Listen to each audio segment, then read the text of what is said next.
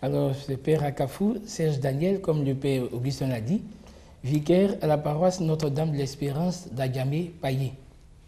Je voudrais souhaiter mes vœux les meilleurs au Père Augustin, aux téléspectateurs et téléspectatrices de RTI 1 et à tous les Ivoiriens, à tous les chrétiens à l'écoute. Que la paix de Dieu habite le cœur de chacun tout au long de cette année 2019 et que nous soyons des véritables témoins de l'évangile du Christ dans l'amour, la paix, l'unité et l'entente. Alors nous avons écouté un beau texte de l'évangile extrait de Luc au chapitre 4, versets 21 à 30. Et ce texte de l'évangile nous invite à méditer sur le prophétisme et sur la mission personnelle du prophète.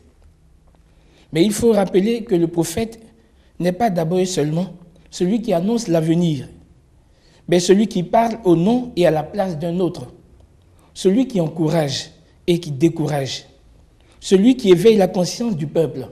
C'est un guetteur. Et ici, cet autre, c'est Dieu. Le prophète met ses contemporains en présence des exigences de Dieu qui leur rappellent envers et contre tout. La parole du prophète sort des sentiers battus, des discours aimables et agréables faits pour que tout le monde soit content, les discours qui plaisent à tout le monde sans déranger. Et l'extrait de l'évangile de Saint Luc rappelle ceci. Aucun prophète ne trouve accueil favorable dans son pays. En d'autres termes, nul n'est prophète chez soi. Qu'est-ce que cela veut dire? Concrètement, le Christ veut nous faire prendre conscience que la grande tentation de celui qui annonce l'évangile est de ne le faire que dans un milieu qui lui est propice, qui pense comme lui.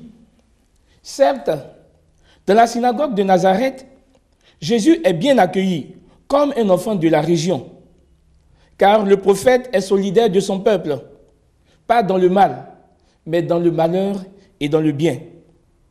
Oui, le prophète est solidaire de son peuple, avant de s'en distancer, même vivement. Cependant, quand il ne va pas dans le sens de tout le monde, le prophète est mal accueilli.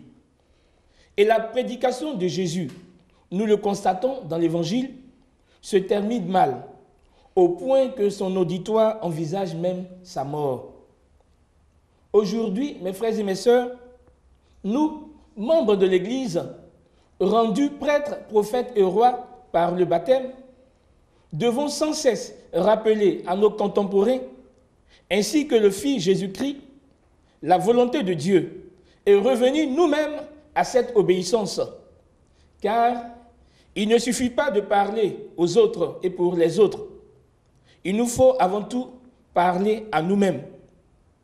Il nous faut oser à nouveau, comme Jérémie, comme les prophètes de l'Ancien Testament, comme Jésus et les premiers chrétiens, proclamer la vérité et l'intransigeance de l'Évangile plutôt que de chercher notre confort, de rechercher notre confort qui paraît souvent insolent face à la situation de précarité de nos frères et sœurs, de nos concitoyens et même des fidèles chrétiens. Nous devons oser à nouveau proclamer l'évangile du salut plutôt que de rechercher notre sécurité et notre promotion sociale, plutôt que de diluer et de d'édulcorer la parole de Dieu. Il nous faut proposer, mes frères et mes sœurs, le contenu originel de l'évangile qui est basé sur le salut éternel, l'amour de Dieu et l'amour du prochain et le bien-être de l'homme. Et c'est ce chemin prophétique audacieux que Jésus indique aux hommes et aux femmes et exige de ceux qui croient en lui, laïcs, consacrés et prêtres.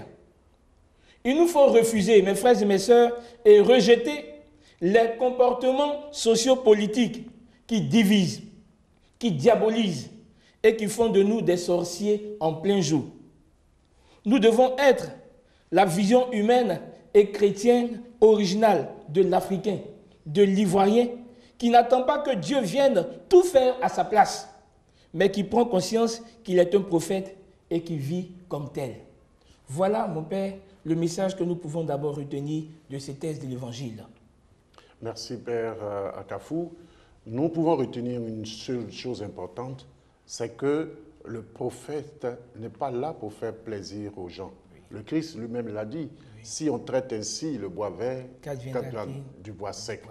Nous sommes là pour annoncer la parole de Dieu. Et c'est ce que vous venez de dire. Nous annonçons la parole de Dieu. Et nous n'annonçons pas la parole de Dieu pour faire plaisir. Si ce que nous annonçons fait plaisir, c'est bon. Mais nous ne devons pas aller dans le but de faire plaisir. Nous annonçons la parole et nous disons ce qu'elle est, sans l'édulcorer, comme vous venez de le dire. Alors, aujourd'hui, que pouvez-vous dire? Tout à l'heure, vous avez parlé un peu de tous ces gens qui veulent transformer la parole de Dieu et tout cela. Est-ce qu'aujourd'hui, vous pensez que, aussi bien les prêtres, les bergers et que tous ceux qui annoncent la parole de Dieu, l'annoncent vraiment dans le sens que vous venez de dire, l'évangile? Alors, mon Père, il faut dire qu'aujourd'hui, il y a un nouveau prophétisme qui s'est installé et qui continue de s'installer en Côte d'Ivoire et même en Afrique noire. C'est le prophétisme de miracle. Le prophétisme de miracle où on enferme les chrétiens dans le cercle vicieux de la paresse, de la médiocrité et de la facilité, en attribuant tout ce qui arrive aux chrétiens, aux sorciers, aux liens maléfiques, aux liens de famille, aux liens sataniques, et souvent même à Dieu. Et ce qui est dommage, on oublie notre propre responsabilité, notre devoir de continuer l'œuvre de la création que Dieu nous a confiée. Nous oublions nous-mêmes que nous sommes un miracle de Dieu. Nous sommes un miracle de Dieu. Et nous devons faire des miracles de la part de Dieu. Et quels sont ces miracles que nous devons faire en tant que prophètes? Prophètes, c'est-à-dire nous, laïcs, consacrés et prêtres. Le premier miracle, c'est celui de l'amour. L'amour du prochain. On a du mal à s'aimer en Côte d'Ivoire. On a du mal à s'aimer en Côte d'Ivoire. Et regardons un peu ce qui se passe entre les hommes politiques ces derniers temps. On assiste pratiquement à des films western. Des films western et des dessins animés où on s'injurie, on s'insulte pratiquement. Et c'est déplorable pour ce pays qui veut aller au développement, pour ce pays qui recherche l'unité. Donc, il y a l'amour. On se menace publiquement. On se menace publiquement sur nos chaînes de télévision et de radio. Et sur les réseaux sociaux. Sur les réseaux sociaux. Aujourd'hui, le deuxième miracle qu'il nous faut rechercher, c'est la lutte pour que les centres hospitaliers et les centres de santé soient équipés pour qu'on n'ait même plus peur de se rendre à l'hôpital. Voilà le prophétisme nouveau qu'il nous faut engager dans notre pays, dans notre Afrique. Lutter aussi pour que les jeunes qui sont diplômés et qui méritent un poste aient vraiment du travail. Lutter pour favoriser un véritable esprit d'entrepreneuriat au sein de notre population. Lutter pour une véritable liberté d'expression, pour une justice qui dit le droit. Lutter pour que nous soyons heureux dans la divergence d'opinion. Parce que la divergence d'opinion, il y en aura toujours en Côte d'Ivoire. Mais il nous faut oser une véritable vie d'unité dans l'humilité et le service. Et tout cela est possible grâce à l'amour. Nous avons entendu aujourd'hui le deuxième texte, le dit, la deuxième lecture de Saint Paul, la lettre aux Corinthiens, que nous appelons l'hymne à l'amour, le dit. Aimons Dieu, aimons notre prochain et aimons notre pays, aimons la Côte d'Ivoire. Parce que l'amour brise toutes ces barrières, toutes ces frontières, tout réflexe de repli et d'enfermement sur soi et d'exclusion. Oui, l'amour que le Christ, par la bouche de Saint Paul, nous invite à vivre est universel et durable. Il est l'humble chemin quotidien d'une attention bienveillante à l'autre. Voilà le prophétisme nouveau que nous faut engager aujourd'hui en tant que chrétiens, laïcs, consacrés et prêtres. Donc nous devons dire cela, nous devons partager, nous devons dire ce qui est, mais non pas faire plaisir aux uns aux autres. Non, nous devons annoncer la vérité de l'Évangile. Et c'est cela que le Christ attend de nous. C'est cela que le monde attend de nous. Annoncer la vérité de l'Évangile en faisant de notre vie l'Évangile des non-croyants. Quand nous voyons vivre, les autres s'étonnent. On puisse dire, voilà le Christ qui passe. Voilà le Christ qui passe. Parce que quand on nous voit vivre aujourd'hui, on a l'impression que tout le monde a la même chose. On ne s'étonne même pas de la vie du chrétien, parce qu'il fait comme tout le monde. Le nouveau prophète doit pouvoir avoir une vie qui étonne. Et donc, si je me résume, quand on pourrait résumer ce que nous sommes en train de dire, c'est que le prophète doit être celui qui annonce la vérité dans l'amour et la charité. La vérité, la charité, dans la charité et l'amour. Et donc, aujourd'hui, le message qui nous est donné, on peut dire que le nœud se retrouve dans la deuxième lecture d'aujourd'hui. Et je voudrais vraiment relire quelques versets de cette deuxième lecture, qui est la lettre aux Corinthiens, chapitre 13, versets 4 à 13. Et le texte dit ceci: l'amour prend patience, l'amour rend service, l'amour ne jalouse pas, l'amour ne se vante pas, l'amour ne se gonfle pas d'orgueil, il ne fait rien d'inconvenant, il ne cherche pas son intérêt, il ne s'emporte pas, il n'entretient pas de rancune, il ne se réjouit pas de ce qui est injuste, mais il trouve sa joie dans ce qui est vrai.